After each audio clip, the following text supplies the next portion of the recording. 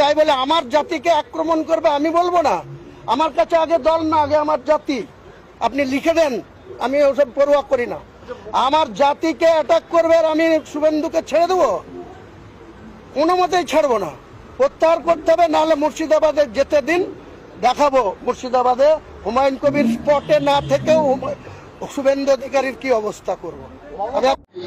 এই কথাটি যত তাড়াতাড়ি পশ্চিমবঙ্গের হিন্দুরা বুঝবে তত তাড়াতাড়ি হিন্দুদের জন্য মঙ্গল।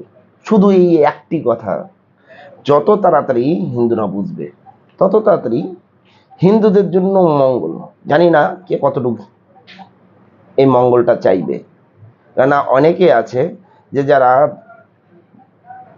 দল করে তারা আগে সবকিছু ভুলে যায়, কে জাতি কে অজাতি। কিন্তু হুমায়ুন কবিরের জন্য ও বলছে আমাকে দল রাখুক চাই না রাখুক, আগে আমি জাতির জন্য লড়বো।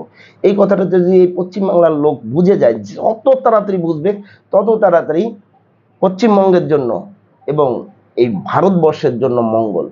কি বলেন আপনারা? আপনাদের মূল্যবান মতামত জানাবেন। জয় হিন্দ, বন্দে মাতরম, ভারত মাতা কি জয়।